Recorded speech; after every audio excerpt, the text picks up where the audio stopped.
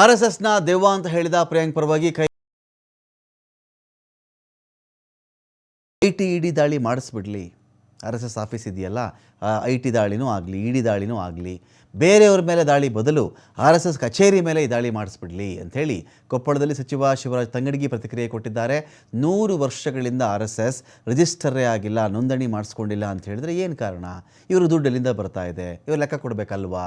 ಪ್ರಿಯಾಂಕ ಖರ್ಗೆ ಅವ್ರು ಕೇಳ್ತಿರೋದ್ರಲ್ಲಿ ಏನು ತಪ್ಪಿದೆ ಅಂತ ಹೇಳಿ ತಂಗಡಗಿನೂ ಮಾತಾಡಿದ್ದಾರೆ. ಒಂದು ಕಡೆ MLC BK ಹರಿಪ್ರಸಾದ್ ಕೂಡ ಮಾತಾಡಿದ್ದಾರೆ. ನೋಂದಣಿಯಾಗದ ಸಂಸ್ಥೆ ಅಂತ ಭಾಗವತ್ ಅವರೇ ಹೇಳಿದ್ದಾರೆ. ಆ ರೀತಿ ಇದ್ದರೆ ಅದನ್ನು ಘೋಸ್ಟ್ ಅಂತ ಕರೀತಾರೆ ಅಂತ BK ಹರಿಪ್ರಸಾದ್ ಕೂಡ ಹೇಳಿದ್ದಾರೆ. ಸತ್ಯ ಹೇಳ್ಯಾರಂತ ನನ್ನ ಅನಿಸಿಕೆ. ಅವರು ಇಂದೆಲ್ಲ ನಾಳೆ ಲೆಕ್ಕ ಕೊಡಲೇಬೇಕು.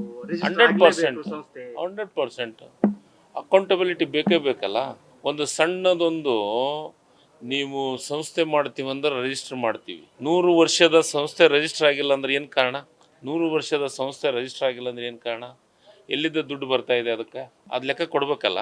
ಯಾರ ಅಕೌಂಟಿಂದ ಇಲ್ಲಿಗಲ್ ಅಮೌಂಟ್ ಬರ್ತೈತೆ ಅಲ್ಲಿಗೆ? ಈಗ ಅದು ಅದೃಶ್ಯ.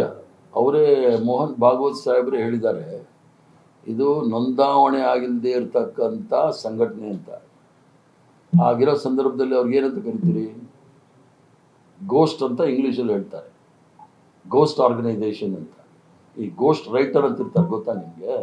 ಯಾರ್ದೋ ಹೆಸರಲ್ಲಿ ಸಂಘಗಳೆಲ್ಲ ರಿಜಿಸ್ಟರ್ ಆಗ್ತಾವಲ್ಲ, ಇದರಲ್ಲಿ ಸಂಘಟನೆ ಇದೆ. It's a register organisation. Any social movement or any organisation must get registered under the registration act. ಅವೆಲ್ಲ ಏನು ಮಾಡ್ತಾರೆ ಏನು ಮಾಡಲ್ಲ, law will take its own course. But register ಆಗಬೇಕಲ್ಲ. ಒಂದು ನೋಂದಾಯಿತವಾದಂಥ ಸಂಘಟನೆ ಇರಬೇಕಲ್ಲ. ಈಗ ಶಂಕರ್ ಇದ್ದಾರೆ, 40 ವರ್ಷದಿಂದ ಸಂಘಟನೆಯಲ್ಲಿದ್ದಾರೆ. ಸಾಗರ್ ಇದ್ದಾರೆ, ಹಿಂದೂದರ್ ಇದ್ದಾರೆ, ಆಲ್ ಸ್ಟಾಲ್ವರ್ಡ್ಸ್ ಇದ್ದಾರೆ. ಸ್ಟಾಲ್ವರ್ಡ್ಸ್ ಕಟ್ಟಿದಂಥ ಸಂಘಟನೆ.